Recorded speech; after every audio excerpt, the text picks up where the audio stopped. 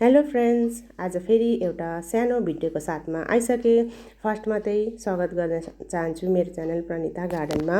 आजको यो मेरो एकदमै सुन्दर समर सिजनमा फुल्ने फ्लावरलाई चाहिँ लिएको छु। यो चाहिँ यसलाई चाहिँ हामीहरूले कमल फुल भन्छौँ भने चाहिँ यसलाई गन्धराज नामले पनि चिनिन्छ। यो चाहिँ एउटा पर्मानेन्ट एउटा फ्लावर हो। तपाईँले यसलाई पर्मानेन्ट फ्लावरको रूपमा लाउन सक्नुहुन्छ।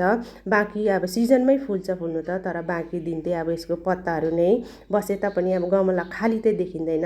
त्यही कारणले तपाईँहरूले यसलाई पर्मानेन्ट फ्लावरको रूपमा लाउन सक्नुहुन्छ। अनि यसको चाहिँ स्मेलै यति राम्रो छ, यसको सुगन्ध नै यति राम्रो छ। अब मेरोमा यहाँ फुलिरहेको छ भने चाहिँ मेरो आसपासको छेउछाउमा पनि यसको जुन स्मेल हुन्छ त्यो चाहिँ फैलिन्छ।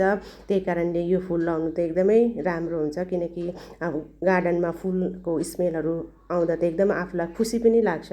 त्यही कारणले अब हामीहरूले त जुन पनि फुलहरू फुल्छ लाउँछौँहरू अलिअलि फुल्यो भने मजाले फुल्यो भने त हामीहरूलाई खुसी त मिल्छ नै। म चाहिँ प्रायः खुसीको कारण नै म चाहिँ गार्डन गर्दा त मलाई एकदमै राम्रो लाग्छ। अनि गार्डन गर्नु पस्यो भने मलाई टाइम बितेको पनि मलाई थाहै हुँदैन, खुसी लाग्छ। त्यही खुसीको लागि चाहिँ म गार्डनिङ गर्छु। त्यसको साथसाथै जुन चाहिँ जानकारीहरू चाहिँ पाउँछु म त्यो चाहिँ तपाईँहरूलाई सेयर गर्न खोजेको छु। तपाईँहरूले कतिजनाले मेरो च्यानललाई सब्सक्राइब पनि गरिदिनु भएको छ, त्यसमा धेरै धेरै धन्यवाद पनि दिन चाहन्छु। साथै मन पऱ्यो भने पनि यो भिडियोलाई पनि लाइक गरिदिनु होला।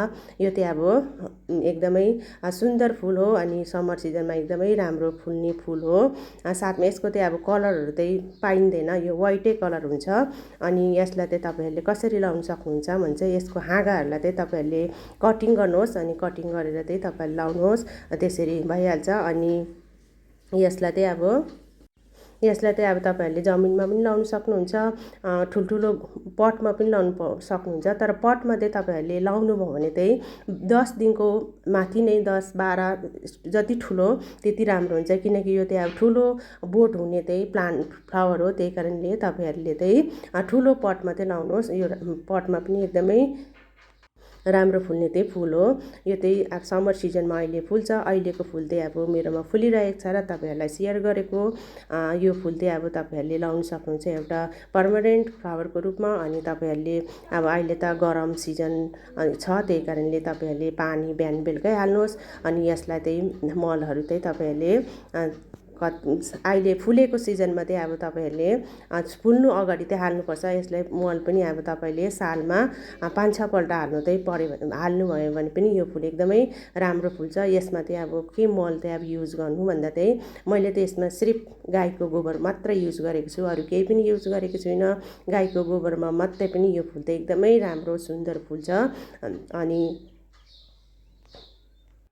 अनि यो फुल चाहिँ एकदमै स्मेल दिने फुलहरूमा चाहिँ सुगन्धित फुलहरूमा चाहिँ आउँछ। यसको चाहिँ अब पर्फ्युमहरू बनाउनुमा पनि युज गरिन्छ भनिन्छ।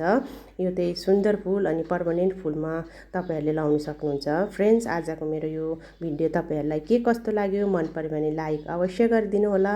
अनि जो नयाँ साथीहरू पक्कै मेरो भिडियो हेर्नुहुँदैछ उहाँहरूले सब्सक्राइब पनि गरिदिनु होला। आजलाई यतिमै बिदा लिन चाहे। Bye bye.